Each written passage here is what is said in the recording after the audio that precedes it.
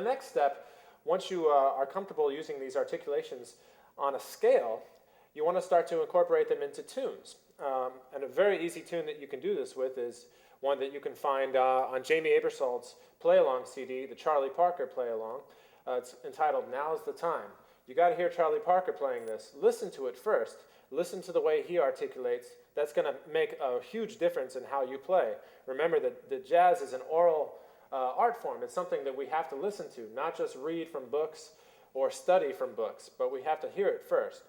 And you'll notice that Charlie Parker is playing with a lot of feel, a lot of swing, and he's ghosting notes. He's using the weights, playing some notes heavier, some notes lighter, some with more articulation, more front to the note. You know, really try to absorb with your ears what he's doing. And so the next thing to do is take a tune like Now's the Time. 1, 2, 1, 2, 3, 4.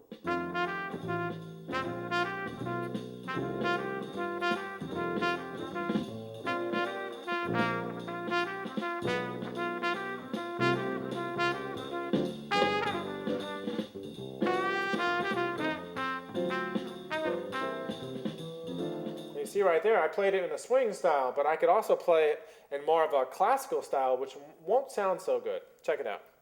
1, 2, 1, 2, 3, 4.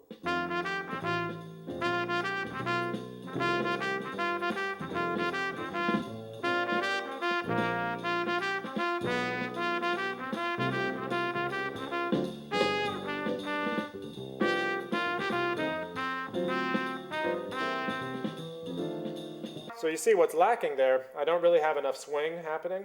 I'm not using any type of articulation variation in terms of going from tonguing to slurring. I'm doing all tongued.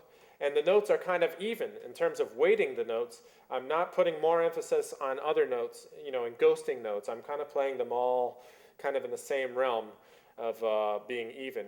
And granted, I didn't play it strict classical. I played it kind of the way I would imagine a beginner classical musician playing jazz. Now you have to remember that classical articulation, it's primarily the first thing that's taught, you know, in terms of playing even, but it's not necessarily a correct way. It's just a way that people are taught how to play. Now there's plenty of musicians that play jazz that were never taught this classical approach. And in some ways it's easier for them to get the feel right away because they don't have to change the way that they've been doing it. But if you are a trained classical player and that's the way that you've been playing, you're going to have to realize that jazz articulation is different. It is a departure from that.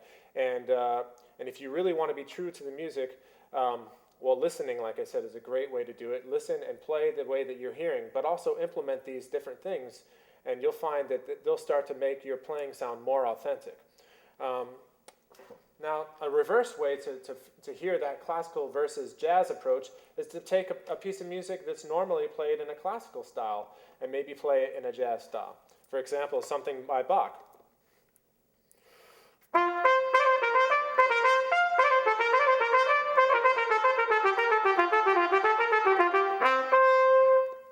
So I can take that example from the Brandenburg Concerto and I can put a swing rhythm to it, and it totally transforms the feel.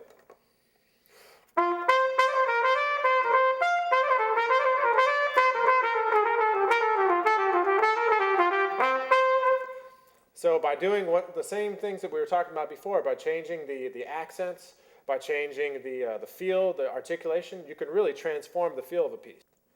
So after you've practiced your scales and your tunes using the 3 ingredients for jazz articulation that we've mentioned, the swing feel, slur and tongue combinations, and accents, or different use of dynamics, soft and louds, you're going to want to start to use those in your improvised solos as well.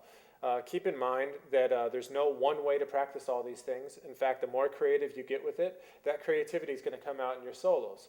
But you do want to strive to capture that unevenness, which is so much desired in jazz playing. I'd like to play a couple of different examples for you in a solo on that same tune that we played earlier, Now's the Time.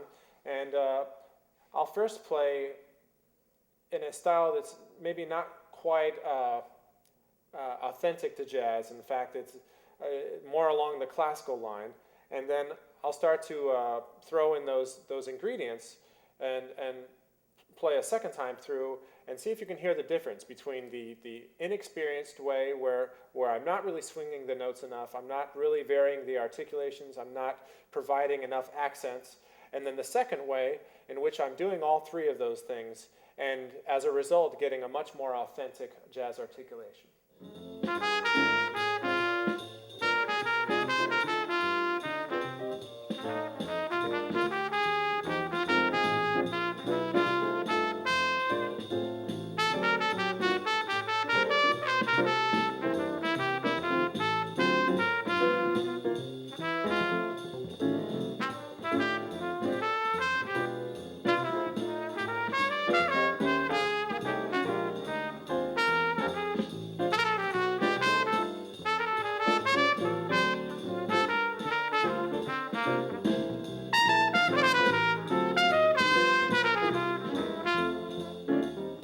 So for some more things to practice using these techniques to get the jazz articulation together, you might want to check out the Chromatic Drills that Willie's posted on jazzeveryone.com, or also volume 21 of Jamie Aebersold's catalog.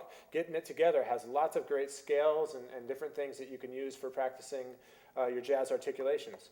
Another great resource are the Etudes and Exercises that you're already using that might be in more of a classical style, say like the Arbin's book for trumpet or the Clark exercises, which sound like this.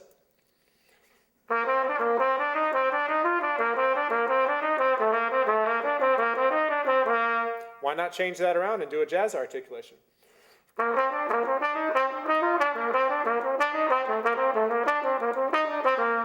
By doing that, you can get a lot more mileage out of the things that you might play every day already, and use them as an exercise for playing and getting your jazz articulations together. All that classical music, all that stuff can be used as a really great, valuable resource for learning how to play jazz. It all depends on what ingredients you throw into it and what you're trying to get done. So as with any other techniques in jazz, the most important thing you want to remember, because jazz is an oral art form, is to listen. If you're not listening to the music, there's no way that you're going to be playing it in any kind of way that's authentic or true to the original. So as with any of these great players in the jazz tradition, whether it's bebop or Dixieland or more contemporary stuff that's out there today, the real players that sound great, they've checked out the recordings and the way they're articulating, the way that they're playing the music. It's not just from getting it from a book or from any kind of method. It's from really checking out the recordings and listening to what the masters have done.